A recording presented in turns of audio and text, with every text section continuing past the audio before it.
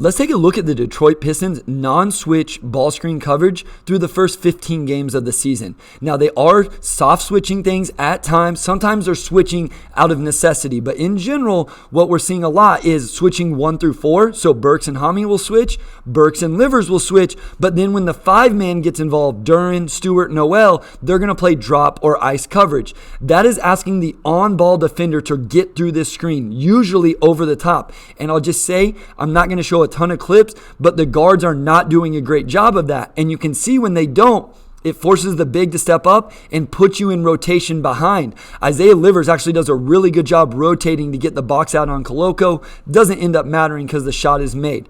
But these guards have to do a better job. You see Jaden Ivey almost standing straight up right here, not ready to get through the screen, immediately gives up the advantage. It's going to happen, and where his teammates can help him is Isaiah Stewart has to be in line with the ball handler to the rim to make this look like there's no driving lane. Saddiq Bey could even get a little bit more involved. I know he's got a strong side shooter, but you can be more active than what they are. But you see the angle and the lane that Halliburton sees here, and Isaiah Stewart just has to come over a little bit more and trust the weak side is going to be there to help, which ends up not happening as Halliburton dumps it off and there's no rotation. We're going to see the same thing from Cade Cunningham here. Just a little lackadaisical, not as focused, not much sense of urgency, and immediately gets beat.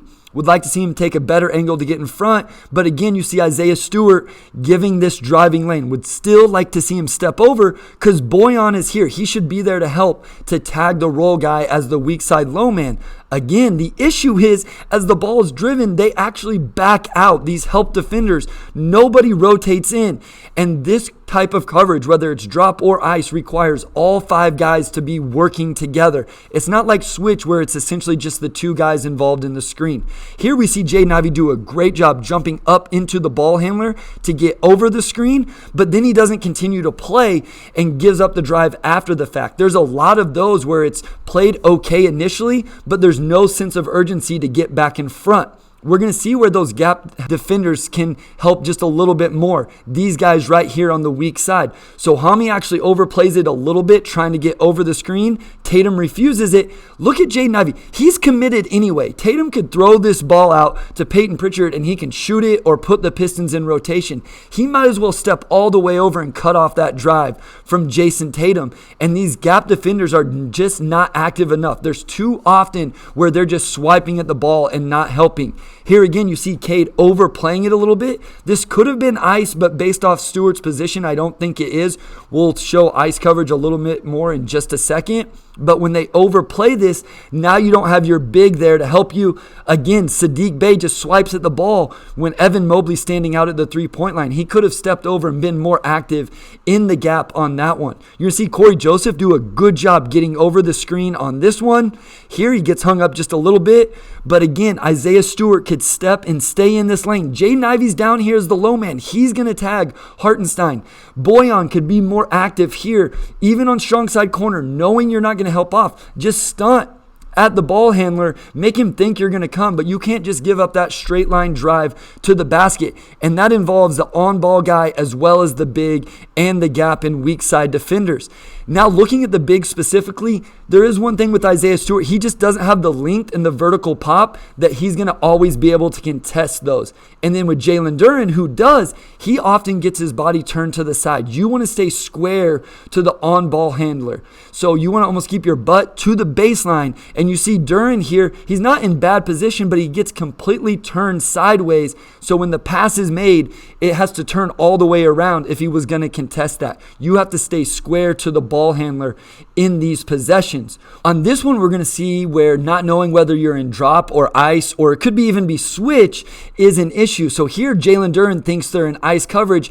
Isaiah Livers does not. So when Derrick Rose uses this screen, Livers isn't able to get through it. Jalen Duren is not here in the middle of the floor. So this talks about the communication, everybody being on the same page in terms of what coverage they are in. Because if you're not, it takes an amazing play like we saw from Livers right there to keep the offense from scoring. So this is ice coverage. Isaiah Stewart calls it out. Cade is going to jump high here, forcing Trae Young to stay to the sideline. And he does a pretty good job, but where the Pistons struggle on this possession, Jaden Ivey has to rotate and take Clint Capella away. They're already in rotation. He's already there. Sadiq, if we let this play forward, if Ivey steps over and they pass out of it, Sadiq can rotate here, Bojan can rotate there, Cade can rotate here, and Ivey can stay with Trae Young after the pass is made. But Ivey doesn't come over and take a charge. He just has to be there. So again, ice coverage. Sadiq Bey steps up too high. So that's the other issue with this. We've talked about overplaying a little bit. Sadiq Bey overplays it, gives up the driving lane too easy. And then again, the gap defender, Jaden Ivey guarding Jarrett Allen, step over right here, okay, and take away this driving lane. So it's not always just about getting through the screen or the on-ball defender playing it perfectly. These gap and big defenders, the weak side defenders, they can help with this as well. Again, ice coverage, Isaiah Stewart has to be in line of the ball. Sadiq Bey needs to step off of John Collins. They can make it look like there's no driving lane at all for Trae Young. Bojan's coming in anyway. Stewart has help behind him. Sadiq Bey's just lunging. Cade never gets back in front. And yes, you want to force tough contested like 15-footers, but not shots all the way at the rim like that. One final one before we get to some of the good stuff. So again, ice coverage, and you see it worked really well. Duren, between Steph Curry and the ball, could be a little more square. Bojan here as the weak side low man, everything's good, but Cade has no sense of urgency to get all the way back in front of Steph Curry, which ends up causing him to get called for a foul. So let's look at some of the good stuff. So here, Jaden Ivey just stunning. Watch him stunt a Tyrese Halliburton. He just stunts at him. And Halliburton picks it up because Cade has a sense of urgency to recover, and Jaden Ivey stunts at him. That's all it takes sometimes. Another one right here. Sadiq doesn't play this perfect, but Isaiah Stewart is in line between the ball handler and the rim. Bojan is stepping over as the weak side low man. Jaden Ivey notices it, so he's going to drop just a little bit in case this man cuts to the rim. Isaiah Stewart recovers, and there's no harm there, forcing the Pacers to take a mid-range pull-up, which is what you want in drop coverage. Here, I think they're icing it. Killian does a great job stepping up, forcing it back towards the sideline, and then has a great sense of urgency to get back in front of the ball as Jalen Duren is where he needs to be, and then he recovers. Now at least you're just playing one-on-one, and Jalen Duren has to do a little bit better, but is in good position to go ahead and block the shot at the rim.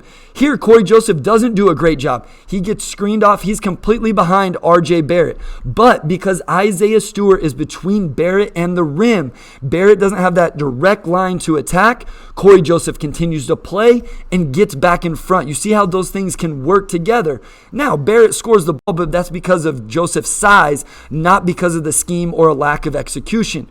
Now, they could do better just getting through screens in general. So there you saw Alec Burks jump all the way up into the ball handler, allows him to get over the screen and the screen not even to be set. And those are the possessions that would be really nice. Here they're in ice coverage. This is a really good possession from Killian Hayes. Jumps up but doesn't overplay it, forcing Wagner to the sideline. This is how teams will counter it, by setting this flat screen along the baseline. Look how physical and aggressive Killian is getting through the screen.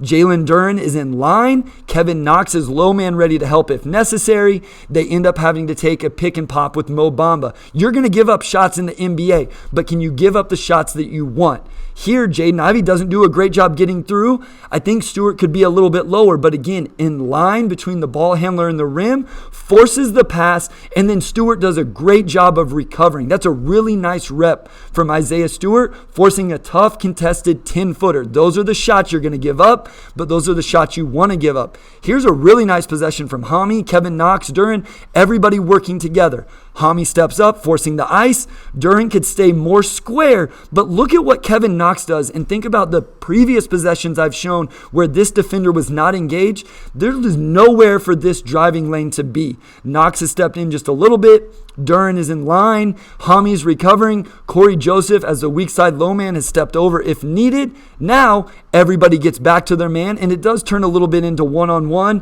where Duren forces a tough shot. Got to get the defensive rebound, but those highlight some of the good possessions and what it can look like. And I do want to say, as I watched in reverse order of the games, there were more good possessions at the beginning of my film study, the most recent games, than at the end, which does show signs of improvement.